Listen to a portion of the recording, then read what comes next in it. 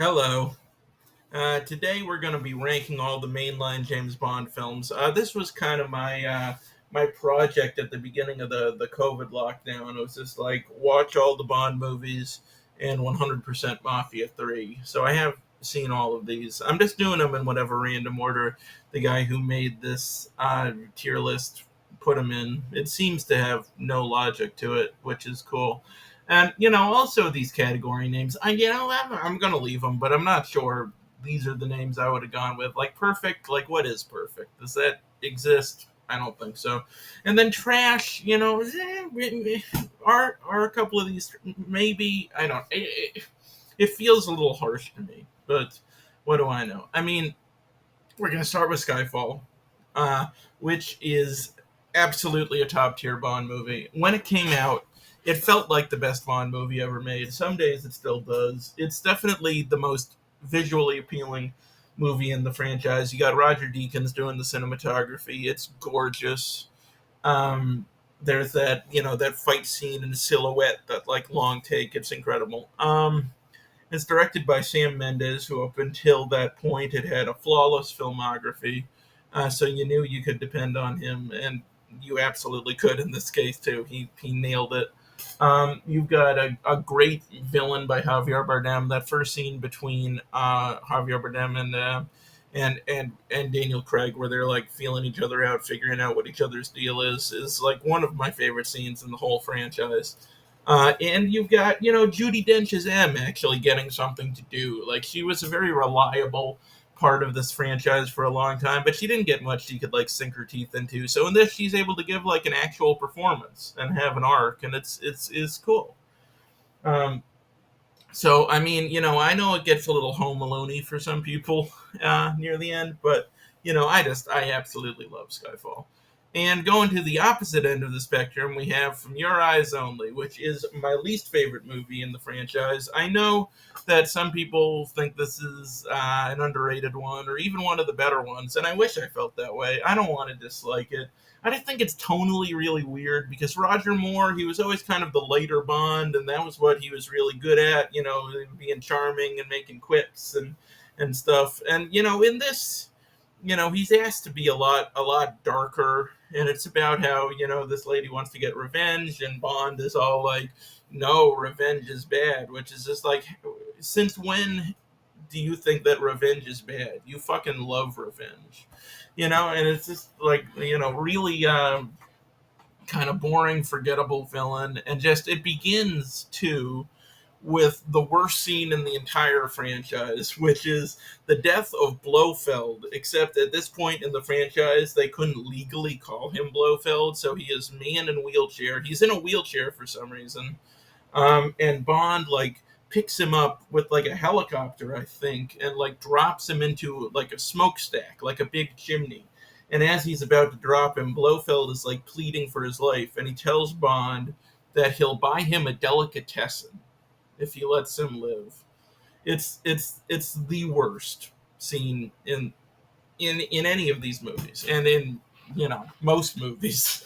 And it's so disconnected from the rest of the plot that I had to go on Wikipedia and like read the plot synopsis to like make sure that this was the movie that appears in, because it has nothing to do with the rest of it, and it's so inconsequential to the plot that it's not even in the plot description on the Wikipedia page. You have to like go to the bottom and be like, like look at the cast, and they'll be like, "Oh, man in a wheelchair," and that's who that is, and that's why they had to do it. It's terrible. Um, GoldenEye, I'm going to put up in very good. I do think this is the pinnacle of the Pierce Brosnan movies, which I guess I kind of spoiled that none of them are going to be up here. But that's not a knock against Pierce Brosnan. I think he was great in the role. He found a great middle ground between, like having a sense of humor and bringing that colder, kind of more dangerous element to the character. Most actors kind of have to, go one way and be, yeah, tougher and darker, or be kind of goofier and quippier, and he found a great balance between the two. Um, but I do think his movies kind of let him down a little bit. This is the best one, I mean, you've got that great, that great villain in Trevelyan, who's kind of like the mirror universe evil Bond in a lot of ways. You got that great henchman with Boris, where he's like flicking the pen around and saying he's invincible all the time. And of course, it's Bond, that wonderful, wonderful game where you would always play as odd job, and you were really short, so none of your friends could shoot you, and you would shoot all your friends, and then eventually they would get really mad and yell at you and turn off the game. So you got to give it points for that. You only live twice. Eh, is close to top tier. I'm gonna put it at the very end of very good for now, but I might move it up. It's a crazy movie. This is the movie where you really meet Blofeld for the first time. I mean, you've seen him in a couple movies, but he's just been like a disembodied guy in a chair stroking a cat. This is the first time you see his face. And in this movie, and in only this movie, it is the face of Donald Pleasance, who you might know as, Loomis from the Halloween movies. And he is incredible. Like, he's so unnerving in this movie. Like, he doesn't break the fourth wall exactly, but sometimes it just feels like he's just like staring into your soul with like this weird eye that has like the scar going down and everything. He's so creepy. I so wish he had gotten to continue with that character. Because he was, for my money, he's easily the best Blofeld we've ever had. And there's this whole great part where a lot of it is set in Japan, so you get to see what these Japanese cities and the Japanese landscape looked like in the late '60s. So it's like this nice time capsule, and it's a big part of the plot involves Bond becoming a Japanese, which is not the kind of plot a Bond movie could have these days, and it is unfortunate. There's like they try to make him look Japanese with like the makeup and everything, and it's like hilariously bad and insensitive. But he's like training to be a ninja, and it like because for some reason the only way to defeat Blofeld is to become a ninja. I never quite understood why, but it all culminates in this fight in this like secret volcano base where it's like a bunch of ninjas fighting a bunch of Spectre agents, and it's incredible. So, yeah, it's great. I love it. For Much With Love is another one that's almost very very close to being top tier. I'm going to put it here for now. Um, I've always thought that From Russia with Love would be, a good Bond movie to show to somebody who's not necessarily a Bond fan, who thinks the franchise is kind of dumb and doesn't buy into the tropes, because From Russia with Love, at the end of the day, it's just a really good, like, Hitchcockian spy thriller, to the point where they're wholesale just, like, ripping off the crop duster scene from North by Northwest. But it's great. It has some of the best villains in the franchise. I think like Rosa Klebb, is that her name? The lady with the knife shoes, and Red Grant, played by Robert Shaw. Awesome, great fight scene on the train, and yeah, it's just a really suspenseful, really fun movie, and it's definitely one of the more grounded entries in the franchise. Quantum of Solace, that's going right down here. Hugely disappointing follow up to Casino Royale.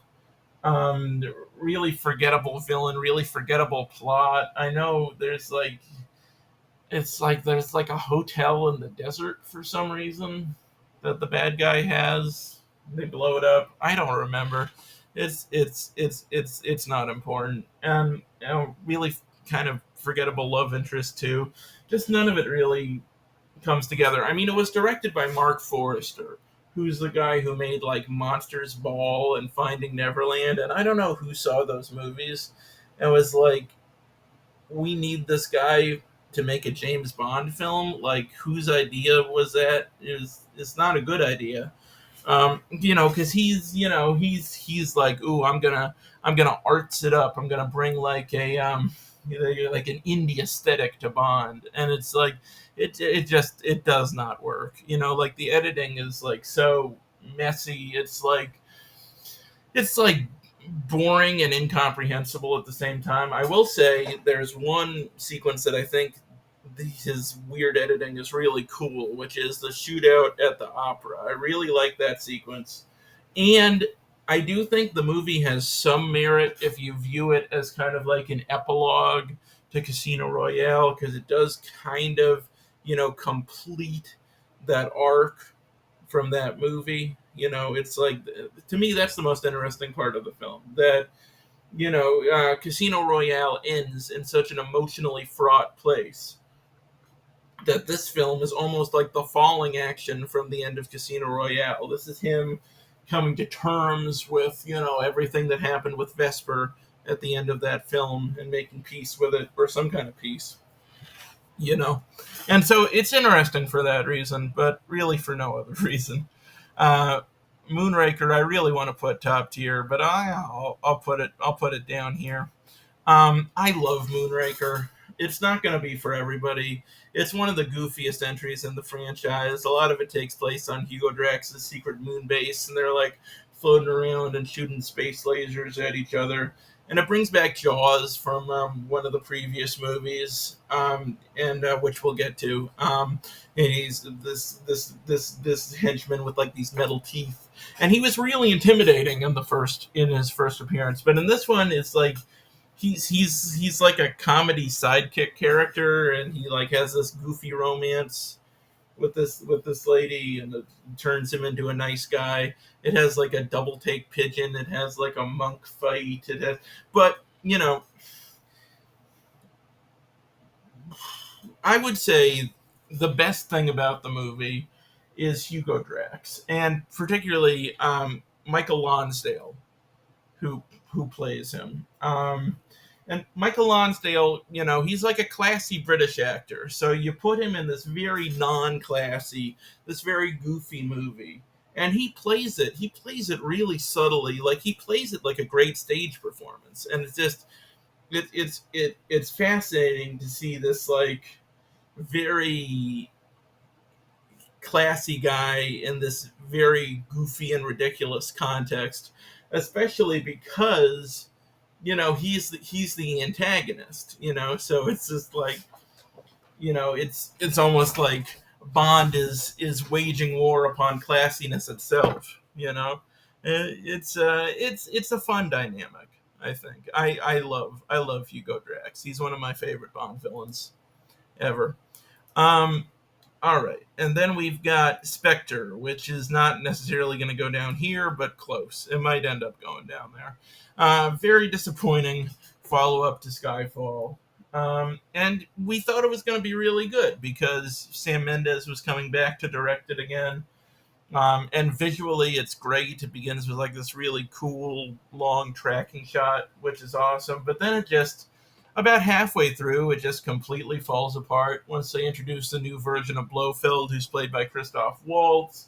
It's kind of a boring performance, and it's just, it's the way they characterize him, because they do this really frustrating thing where it's just like they try to retroactively go back and make him like responsible for all of the stuff that happened in the previous Craig movies, which makes absolutely no sense, to the point where it's like insulting as a fan that they're trying to do that. Like, you're not fooling me that you had like this grand plan the whole time, and nobody needed you to have that. It's fine. But then the whole memory erasing machine and everything, and the henchmen with the metal thumbnails and shit. Like, it has its moments, but it's not great. And I feel the same way about Man with the Golden Gun, which there is one really strong element of this movie, and it's Christopher Lee as the villain Scaramanga. He's fantastic, one of the best Bond villains ever. Once again, kind of like Hugo Drax, he's like this very classy performance in this very goofy context. Um, I will say, for one of the goofier movies in the franchise, Bond is kind of an absolute asshole in this movie. And we've talked before about how I think Roger Moore, his skill set wasn't really tailored toward like the darker side of the character very well. And in this is about as dark as Bond gets. Okay, so there's a scene, right, where he's in a ready to almost like sleeping with this one lady who's like working with him at MI6, I think, or she's some kind of agent. And then this other lady comes in who's played by Ursula Andress, who would go on to be an Octopussy, which we'll get to. But then he has this first lady who he was just doing stuff with hide in the closet, right? And then Ursula Andress comes to him and she's like, I'm Scaramanga's girlfriend, and I'm going to help you take him down. I'm going to give you this MacGuffin, and then you're going to protect me. You're going to get me out of this relationship, because if I break up with my crazy abusive boyfriend, he's going to murder me. And Bond is just like, nah, that's fine. You're fine. It's cool. And then she's just like, she's desperate, and she's just like, I'll sleep with you, and I'll get you the MacGuffin, and we even like have the same goal. We're both here to do the same thing, to take down Scaramanga. So it's like, why not? Why not accomplish your mission and also get me out of this relationship? And so rather than just being like, no, you don't have to sleep with me. You're right. You're right. We'll help each other. You'll get me this MacGuffin, and I'll use it to take him down. Bond is just like, number one, I am going to sleep with you in exchange for helping you get out of this abusive relationship, while a lady who I was just about to sleep with is listening to this happen in the closet right over there, that she now cannot come out of, for a long time, presumably. I don't know. And then when she brings Bond the MacGuffin, he's just like, great, now fuck off.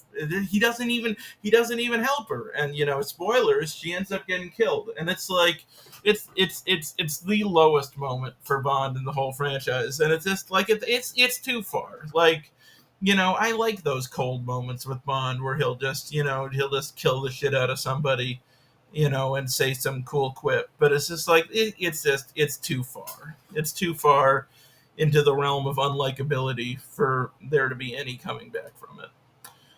Living Daylights, I'm going to put up in good. This was the first Timothy Dalton movie. And, it was clearly written for Roger Moore. They didn't know when they wrote it that Roger wouldn't be coming back. So it's a little better tailored to him than to Timothy Dalton. But I will say this lighter version of Timothy Dalton, like, it has its pros. It's like the romance in this, I actually think is, probably up there with Honor Majesty's Secret Service and Casino Royale. One of the most believable romances in any Bond film, to the point where I was actually kind of genuinely surprised in the next film, where he wasn't dating her anymore. It's just like, oh, come on, they were so perfect together. It's like, and Timothy really sold that. For a guy who's associated with just being like really cold and hard edged, like he's good at he was very convincing with the romance stuff. He did a good job. And this has, it also had like a really goofy villain who's like playing with like model tanks all day and stuff. So it's a fun movie. It's just, Timothy Dalton would get better the next time out. Honor Majesty's Secret Service going right up here, top tier. This, until Skyfall came out, this was the best looking, artsiest movie in the entire Bond series. And this was, George Lazenby's one and only movie where he was able to play Bond. Sean Connery came back briefly after this, and then they moved on to Roger Moore. And people are always clowning on George Lazenby. I mean, he is the worst Bond, but only like by process of elimination. I think he's fine, and I think he would have grown into the role more. Like, I actually think he would have been a way better fit for the follow-up to this movie, which was Diamonds Are Forever. But unfortunately, Connery came back, and we never got to see that promise fulfilled. But he does have a very convincing romance in this, once again with Diana Rigg playing Tracy, who's one of the great Bond love interests, and Louis Armstrong singing "We Have All the Time in the World" over montages of them canoodling through gardens and stuff. It's nice. And you have this whole great part where Blofeld comes back, and it makes the continuity kind of questionable because he met Bond one movie ago, and now he doesn't know who Bond is anymore.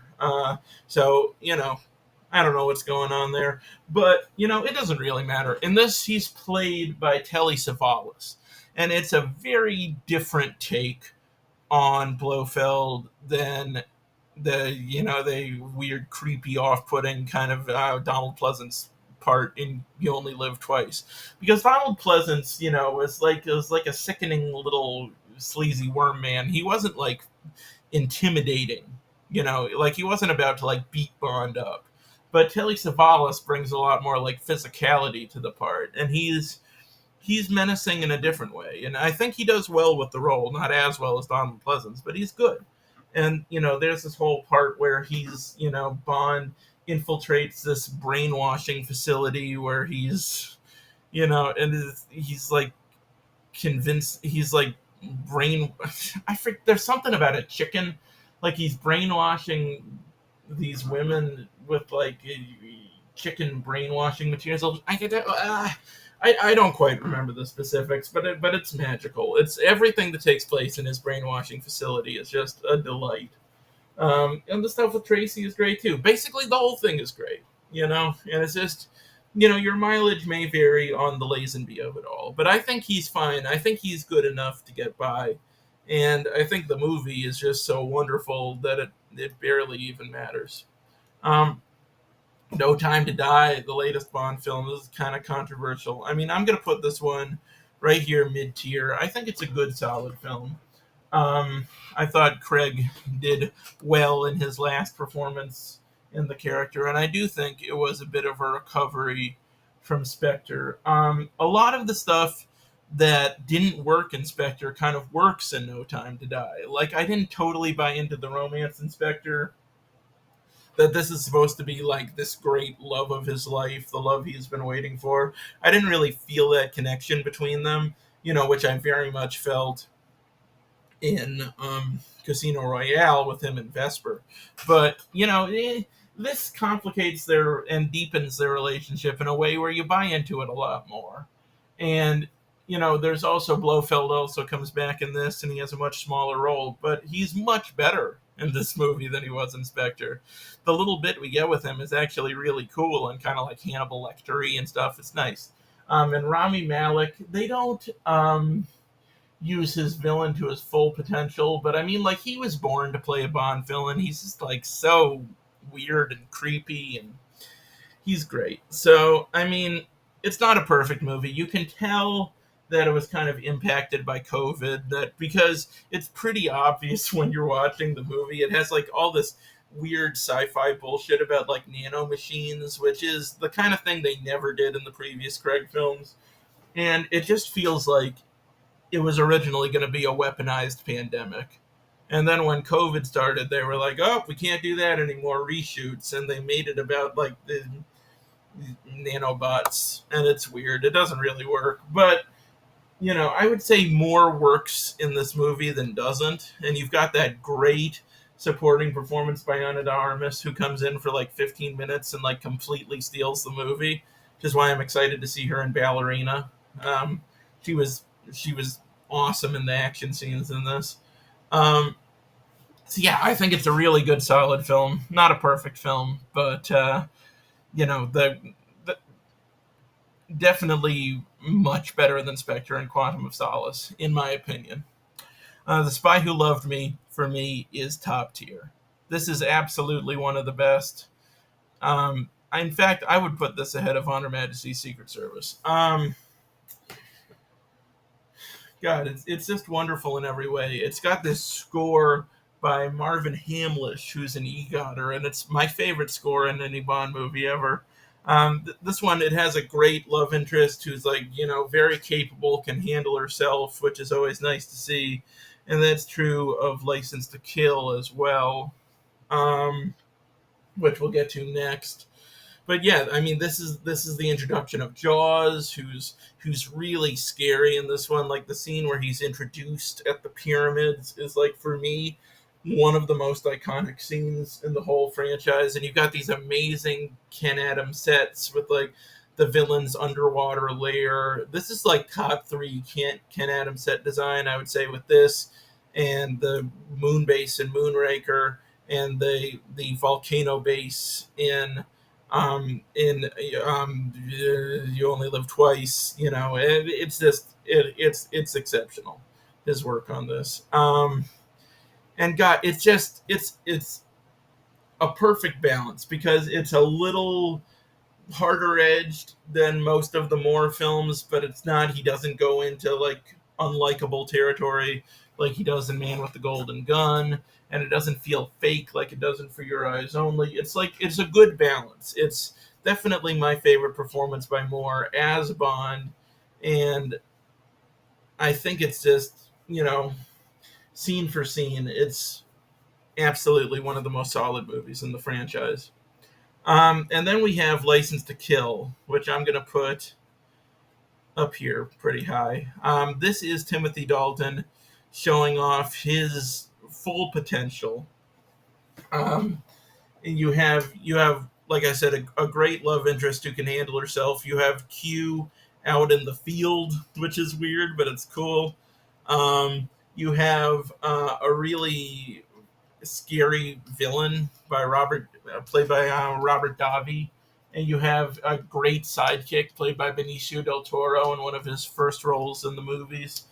You've also got this creepy, sleazy side antagonist who's played by Wayne Newton, lounge singer Wayne Newton, which could have been like hilariously bad casting, but it like totally works, I think. And it ends with this big, tanker chase, which is like it's as close as a Bond movie is ever going to get to being a Mad Max movie. It's just, it's a lot of fun, and it shows that had Dalton continued with the role, that he could have done something really special with it. I mean, this was if you wanna see everything he was capable of as Bond, you know, watch this movie. He gets most of the way there. Then we got The World Is Not Enough, which some people think is an underrated movie. Uh, and I disagree. I think it's pretty bad. Uh, yeah, most people will point to Denise Richards playing a nuclear physicist very unconvincingly. I don't think she's as bad in the movie as her reputation would dictate, but she's pretty bad. The other love interest in it, Electra King, is a lot more interesting, a much better performance, much more interesting character. But the main villain in it is really a bummer. It's like he has this bullet that's like slowly traveling into his brain, and the farther it gets into his brain, the less pain he can feel. But eventually, the bullet's going to kill him, and that's like a really goofy, fun premise for a villain, you know. Um, and they just do it so realistically. And Robert Carlyle, brings so much like pain to the role. You can see that he's physically he experiences no pain at all, but inside he's tumultuous. He's in emotional agony, and it's just like, why would you waste this ridiculous, goofy premise for a villain on a great actor like Robert Carlyle? It's just it's a bummer. Um, I don't know. There are some good action scenes in it, like the helicopters with the saw blades and shit. But it's just, I don't know. It doesn't do much for me. And cut, there's a cut there. Now we're coming back. I figured out a loophole to the whole I can only record 30 minutes thing, which is, I can only record 30 minutes at a time. It will render past 30 minutes. It won't give me like an error message or something, so I can just stack clips. I don't know why this took me so long to figure this out. It seems pretty obvious, but so we can keep going. I can make these videos as long as I want to, and that's a horrifying prospect for all of us, but it is unfortunately true. So Thunderball, good. Um, I know a lot of people put Thunderball like top tier, and I get it.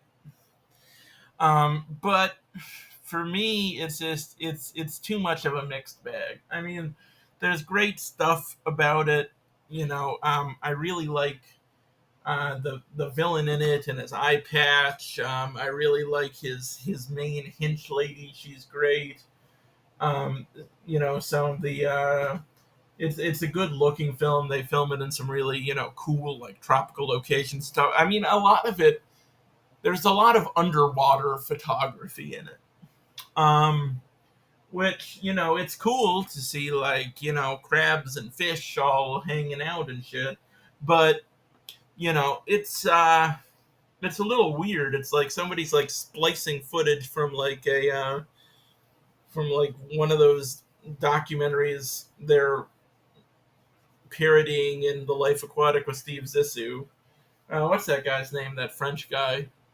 I don't fucking know. Toulouse-Lautrec. I don't know. But it's just like they'll just like be having a fight underwater, and it'll just like cut away to like a lobster reaction shot or something. And it's just like, what are we doing?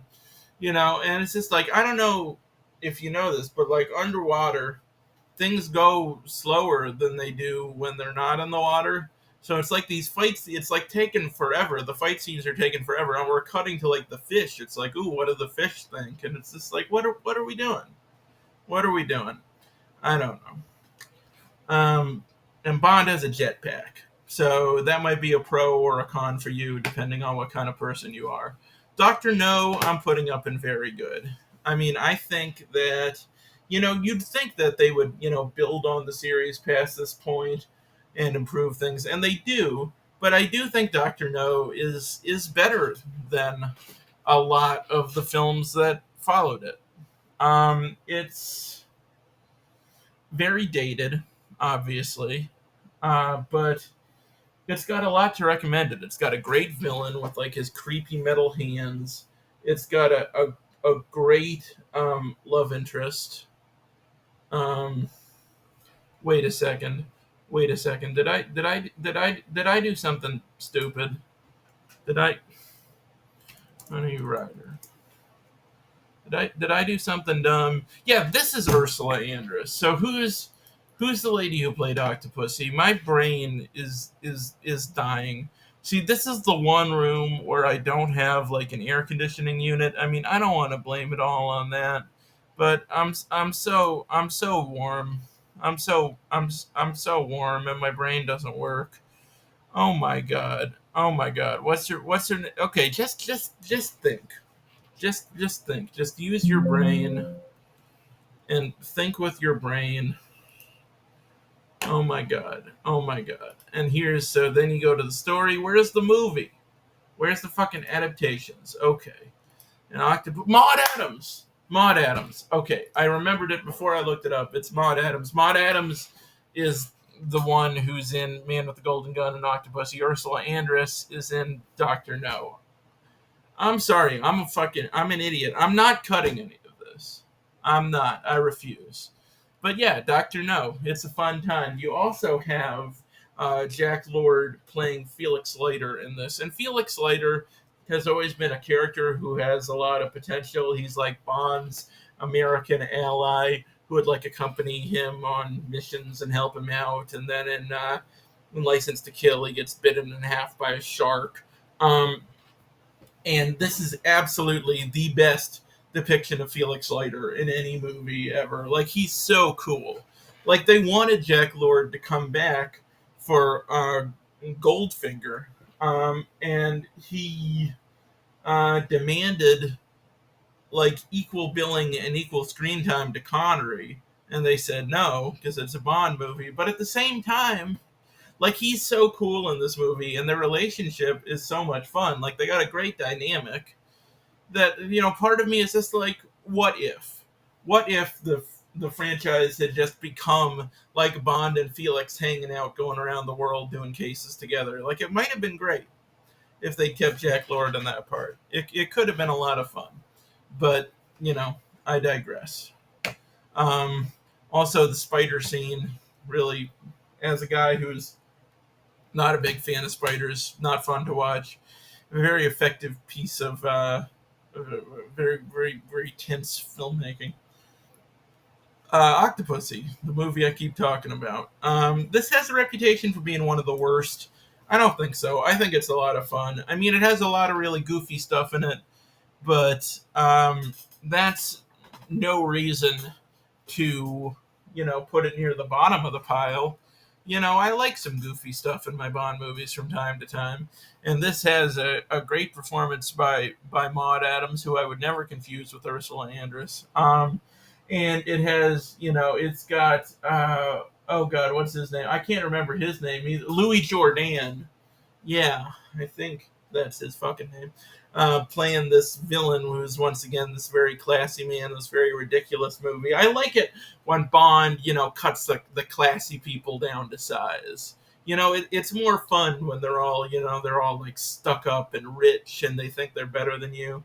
And this has like the best opening in any Bond movie ever, I think, where it's like these like twin jugglers are like being murdered with knives for their Fabergé eggs and stuff. And there's a big part of this movie too. It takes place in the circus. A lot of it. It takes place on like the safari and in a circus, and also in India. And there's a part in India where a street musician is playing the Bond theme, and Bond recognizes it, which raises all kinds of like fascinating questions that I could go on all day.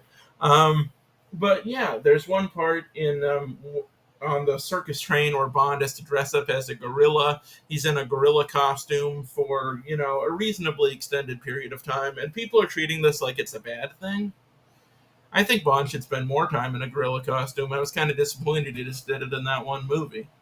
Diamonds Are Forever, another great example of this. I'm going to put this one even ahead of. I'm going to put it ahead of all of these. Fuck it. I'm tempted to put it up in very good. I really like Diamonds Are Forever.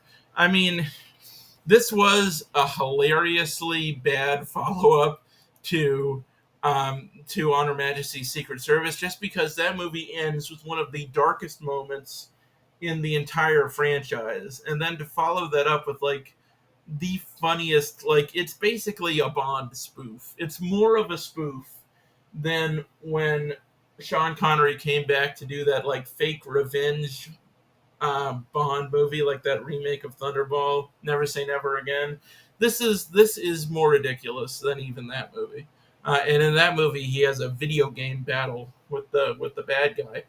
But in this, it's just this movie is nuts. You have my a couple of my favorite henchmen ever, Mr. Wint and Mr. Kidd, who are just, every time they come on the screen is just magical. They have such a strange and fascinating dynamic to them. Um, and and yeah, you have this really campy, ridiculous version of Blofeld, and it's like set in Vegas, and like Bond is like hanging out in casinos and on the strip and stuff. And it's like I'm not gonna try to justify this to you. It's just like if you like. I would recommend this movie to even people who don't like Bond. Like if you're a fan of like Austin Powers, you're gonna love this movie. It's incredibly entertaining. Tomorrow Never Dies. I like this movie. I'm gonna put it right there.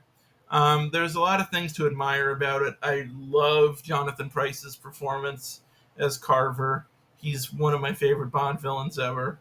Um, and Michelle Yeoh is a great kind of love interest. Their relationship feels more natural than they usually do in these movies, and obviously she can kick a lot of ass, which is cool.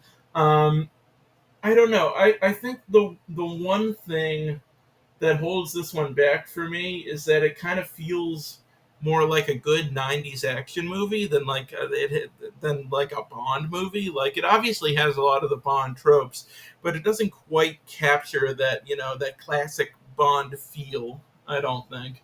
So like if you just view it as an action movie, it's really good. But as a Bond movie, it's not one of my absolute favorites. But it is a good time. You should watch it. Um, View to a Kill going down here. I'm going to put it ahead of Quantum, though.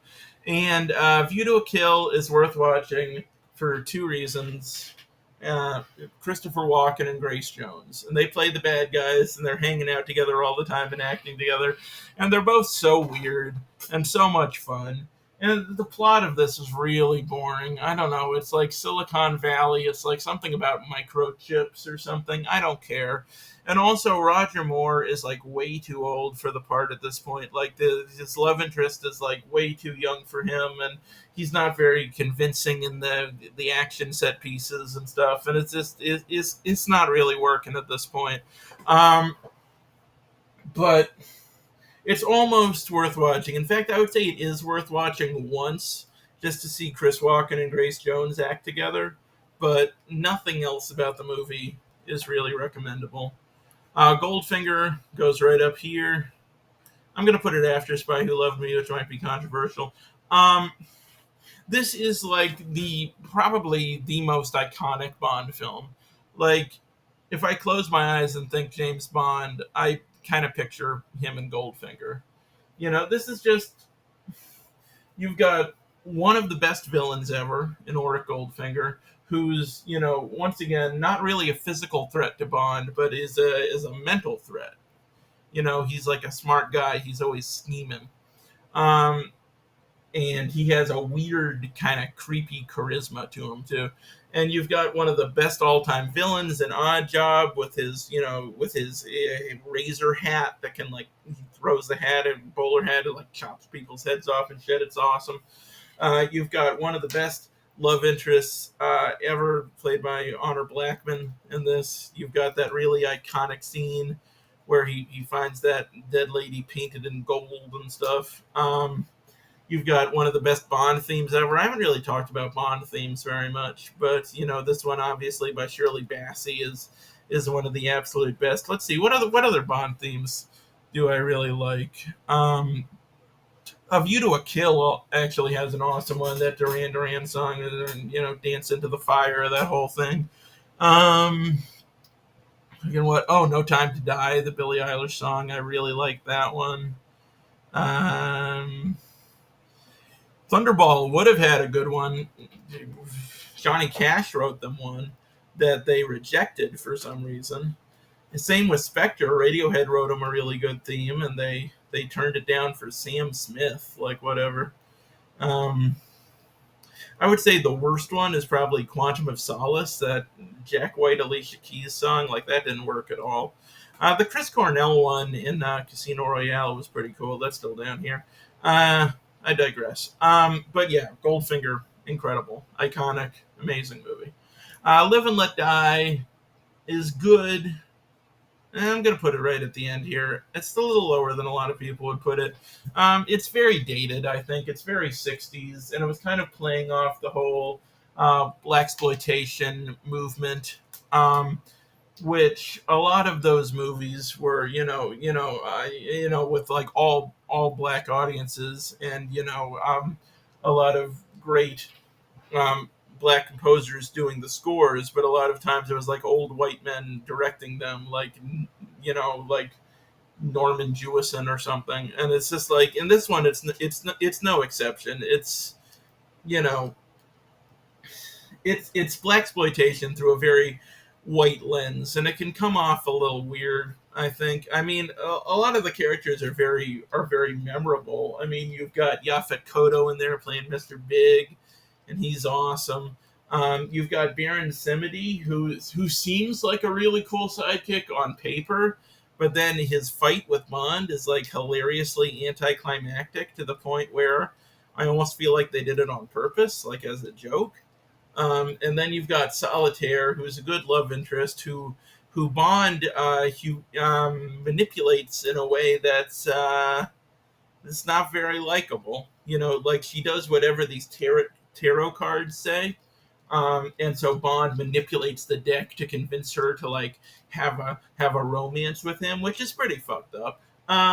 But yeah, I mean it's a good fun movie, and you get like scenes in like New Orleans and Harlem and stuff, which are like cool places. They're places I really like, so it's fun to see those locations. And a lot of good actors, a lot of fun characters, but it's just very dated. I mean, yeah, Paul McCartney, great theme too. Casino Royale. Let's do Casino Royale last. Let's do Die Another Die Another Day. Okay, I'm gonna put Die Another Day. I want to put it up here. I'm gonna put it up here. I'll put it at the end, but I'm gonna put it up there. And before I rewatched it for this whole project, I would have put it down here just based on my memory, because all I used to think of when I would imagine Die Another Day was like James Bond riding that like wave of like PlayStation graphics. When he's like that scene where he surfs. It's horrible. Um, and I'm also not a big fan of Halle Berry's performance as Jinx, but this is a fun movie.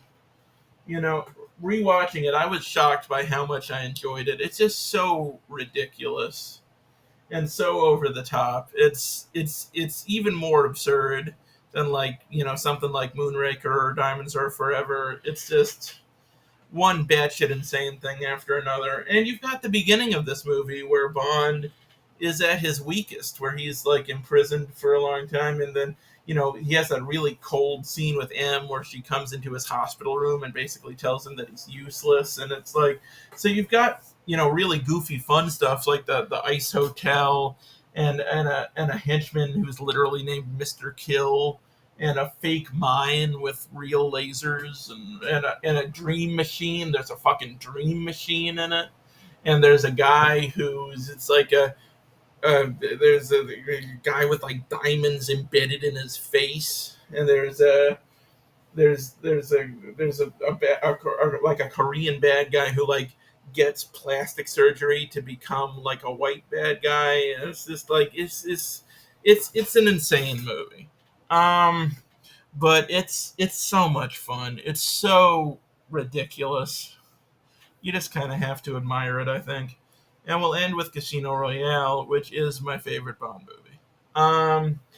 It's number one, by a decent margin, honestly. And like this movie, like kind of blew my mind when I saw it, because it had been several years since Die Another Day, and it hadn't left the best taste in my mouth. So I wasn't that excited for Casino Royale. Like I was interested, but not super pumped. And it's so defied my expectations. Like it took all this stuff about Bond that fans would just kind of joke about, that he was this kind of often portrayed as kind of this lighter character, and there'd be a lot of comedy in these films and stuff, and we'd be like, yeah, but he's like really fucked up, and this film took all that stuff and explained why he was that way and made it all an explicit part of his character. And there's this scene that, like the first half of the movie is just a very kind of basic, solid Bond movie. But then about halfway through, there's a scene on the train where you meet Vesper, and she just like completely dismantles him and breaks him down to his base elements. And that dialogue scene between them, that first dialogue scene, is my favorite scene in any Bond movie. And like Ava Green is so wonderful as Vesper. Easily my favorite love interest in any of these movies. And Daniel Craig, it's his best performance as Bond. You got a great villain with Mads Mikkelsen who's like crying blood, and you've got, it's just like this epic story, and like that's, it just moved through all these phases, and it has so much going on. And like just when you think like, oh, this is what the movie's going to be, it moves on to something else, and it's just it keeps you guessing, it keeps you engaged, and it's just I think it's a beautifully written script. I think it's a wonderfully directed movie by Martin Campbell. I think the acting in it is wonderful. I think it establishes this kind of new, more grounded Bond universe so effectively, and I just love it. I've seen it a million times. I'm going to watch it a million more times, and in general, as you can probably tell, I am quite a big fan of this franchise. So that's about it. I'm aware this has gone on for definitely long enough. And we'll do something else tomorrow, probably. So thanks for watching.